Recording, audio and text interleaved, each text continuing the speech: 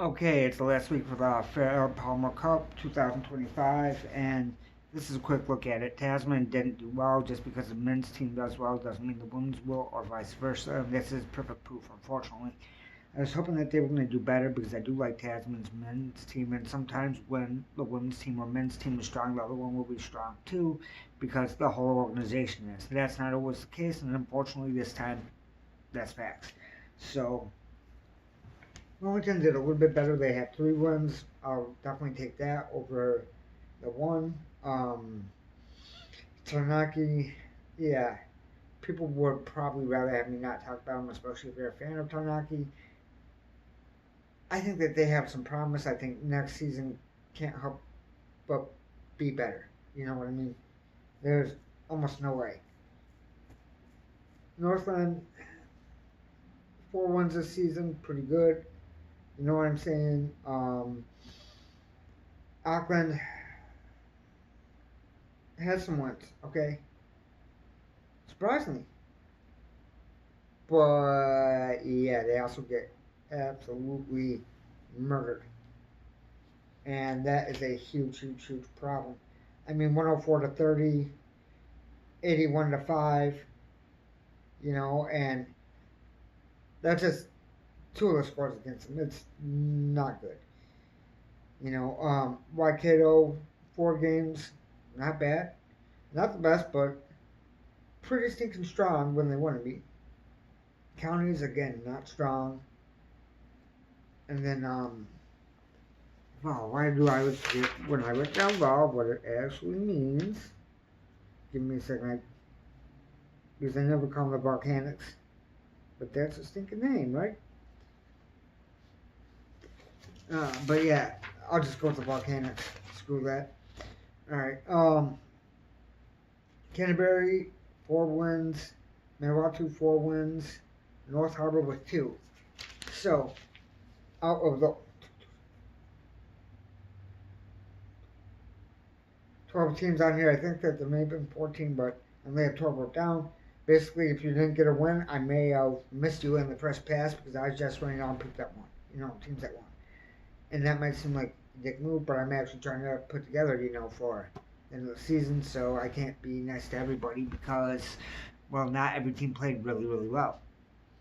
And it's not that I'm trying to be nice to the teams that played well, but those are the ones that are going to get talked about because the other ones, their season's already over.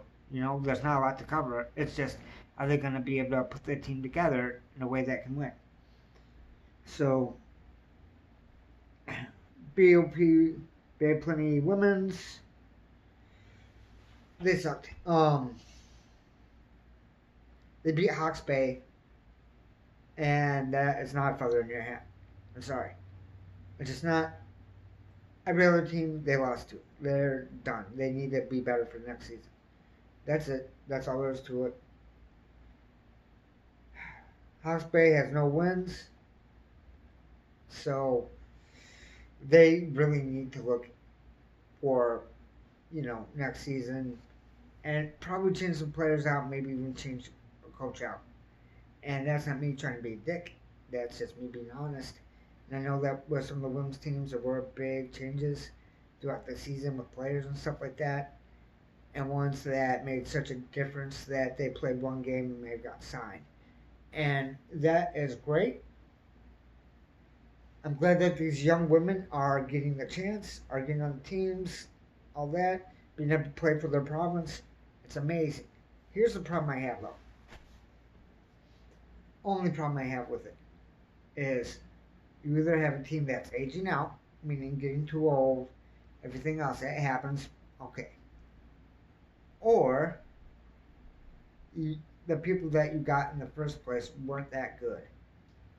And now these other ladies, which have not been playing at this level, and that might be part of it, injury and stuff, okay, let's face it, but haven't been playing at this level, just can come in and make people look stupid. Literally make people look stupid game one. Never having played in the Farah Palmer before, never playing this level of rugby before. Killing.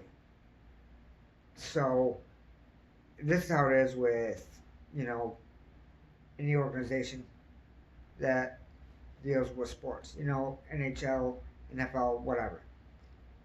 But in this one, it's just kind of glaring right now. And it makes sense. There's not a hell of a lot of teams, there's enough, but if you're bad, you're going to stick out fast. And if you're good, you're going to stick out even faster. So we'll see what this weekend brings. The season's been good. It has been really enjoyable. And with some teams, I'm going to say flat out, and this isn't me being mean again because they've flat out said on broadcasts, there's a few teams where there's one woman that is a team. Basically, if she leaves, the team's going to fall apart more due to them being a senior member and having played on the Black Ferns, right, the national women's team. So, and some of them have even turned down playing on Black Ferns this year to play provincial because they want to play for their home team. You know what I'm saying? That's a great thing. But what happens when these people get injured, when they get retire, or anything else? The reason I bring it up is I'm from Michigan. I like hockey as well. I'm not a Red Wings fan. I will never be a Red Wings fan again until Eisenman gets out of his role. Period. Bar none, gets out of his role because of how he's managed a team.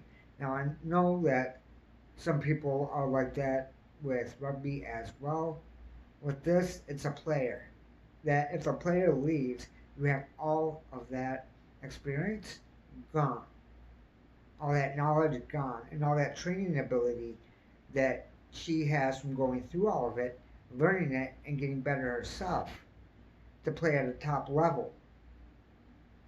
You have all that gone. What do you have left? You have unexperienced players that are working under a coach that hopefully can show them what to do as well as the player that just retired or whatever. So there are some big problems, in my opinion, for some of the women's teams coming up, but there's also, this is across all sports. This is just a normal thing. This is not, oh, I'm thinking that the women's is the worst or whatever. It can happen in men's and it happens in all different sports. So, yeah, that's really where it's at.